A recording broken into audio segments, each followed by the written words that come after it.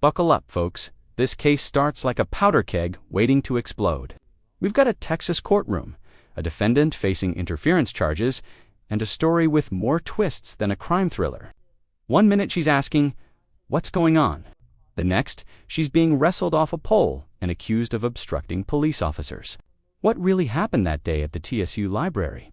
Was she just an innocent bystander caught in the chaos, or did she cross the line into interference with official duties?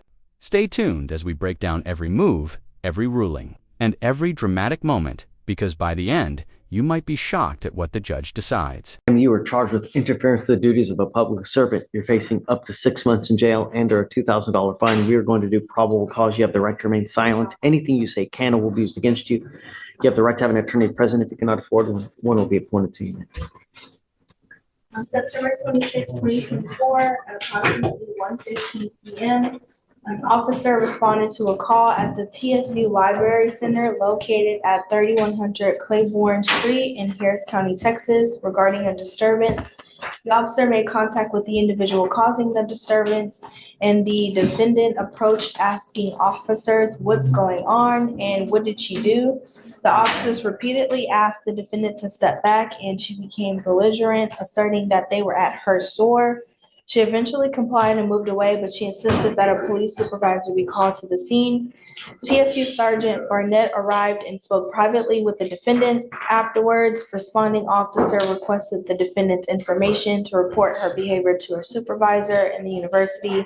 The defendant refused to provide it and attempted to bypass the officer.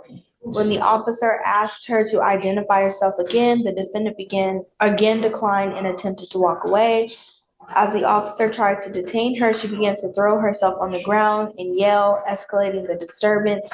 Several officers issued verbal commands for her to comply. The defendant continued to resist, jumping around and asserting her rights. The officer attempted to escort her outside. The defendant then wrapped her arms and legs around a pole, continuing to yell. The officers physically pried her from the pole and detained her. The defendant used her body weight to resist and push against the officers. The defendant was then placed in the back of the patrol car without incident. Now this is where things get legally messy and fascinating. Notice how the judge is drilling down into the facts. Was she the original cause of the disturbance? Nope, she wasn't even the main suspect. But here's the twist. Once police told her to step back, her refusal to comply might legally qualify as interference. Or does it? That's the million-dollar question here. If someone's just talking, even arguing, is that enough to be charged with obstructing officers? What do you think? Folks, should refusing to give your name or walking away land you in handcuffs? Drop your thoughts in the comments, because this debate is heating up. What was she doing wrong? So it appears she wasn't the initial person causing the disturbance, but when they came to respond to the disturbance that they were called for, she intervened. And once they asked her to remove herself from the situation, she refused. You didn't say, when you initially started saying about everything, you didn't say that she was the initial cause of the disturbance, that there was a call for a disturbance. They get out there and she, I guess. So what it says is that they made contact with the individual that was causing the disturbance, and then the defendant approached asking. See, right. So she just comes up, starts being nosy, right? Right. And then she basically, I guess, is trying to leave, and then they start asking her for her information. Well, they were asking her to leave the scene so that they can respond to the disturbance, and she wouldn't comply. I think that's the issue, that she wouldn't leave when they asked her. You say that? Yes. They asked her to move away from the scene and she refused to comply. Show me, will you read that part again? Mm-hmm. So when she approached the officers repeatedly asked the defendant to step back, and the defendant became belligerent, asserting that they were at her store. She eventually complied and moved away, but So she complies, she moves away. Right. But then she came back. Okay. And so at that point, when she returned, they asked her to identify herself. She refused to provide her identification. And then at that point, when they asked her to identify herself, she attempted to bypass the officers. She leaves. She's trying to leave. She is attempting to, she's attempting to leave again. And then they start bucking up to her. Sure, yeah. Judge, what is this case? It's on for tomorrow's docket. Let me give you the cause number. 251-1137.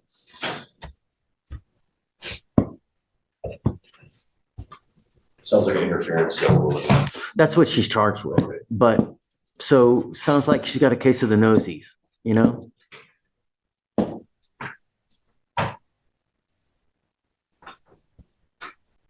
It's 2, 3, 1.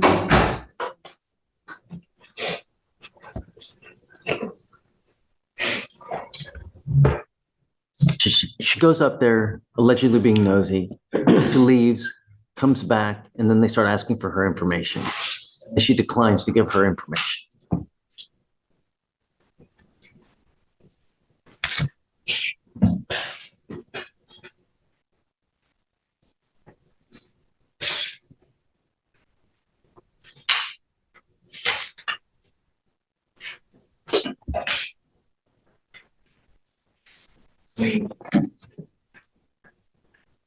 So, Judge, what I'm looking at here, just to add context to the situation, she approaches in an unrelated incident, it looks like. Correct. She's asking what's going on.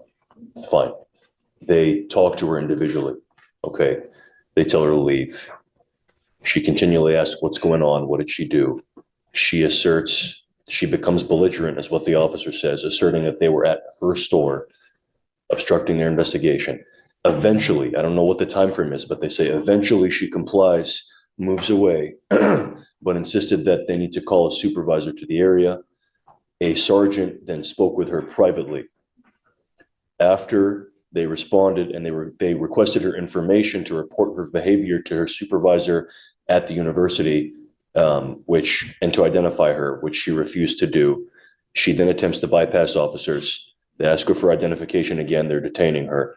She says no. But what's the interference? What did she specifically do? Well, She's just talking to them. I understand, Right? Judge, she's talking to them, but she's saying that they're at her store. She's belligerent, So? telling them to leave. They're at her store. The position of the state judge is that did obstruct their investigation. I mean, it's not in this, there's multiple senses of obstruction in our opinion. It's not. Are you losing right now? Okay. Yeah, I'm not buying it. Okay. I'm not gonna do it. All right, I'll find no probable cause. I'll dismiss the case, Judge. When you go up and you get into a pissing match with officers, who's gonna win? Who's gonna win? Every single time. If you go up and you mess with someone who has the power of arrest, you're going to lose every single time. Don't go. It's not hard. I found no probable cause in your case, ma'am. Just be careful. Okay? Can I ask a question? Sure. If I want to press charges, or Don't. You know what? Let sleeping dogs lie. Don't. they assaulted me, though. They knocked out my tooth. They chipped my tooth. I got bruises on me. And you can always go file a complaint with internal affairs, That's what I'm asking. whatever. How could I do that? I don't know the protocols. So what agency was this? Is this, did you say it was at a college or? TSU. Okay. So you go to the Texas Southern University Police, you go to internal affairs, and you can file a complaint that way. Okay, I would take everything that you have, and that's how you do that. Okay, but just be careful. And I can't even go back to my job because they're trying to ban me. I don't know. I mean, did they issue some kind of trespass warning? No, sir. If there's a trespass warning, be careful. I don't see that one has been filed. They haven't told me about any kind of trespass or anything, so just be careful, okay?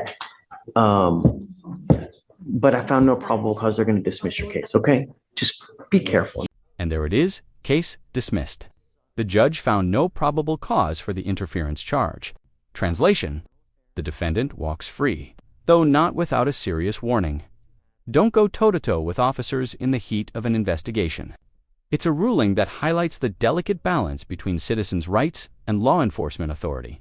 So, what do you think? Was justice served heror? Did someone get off easy?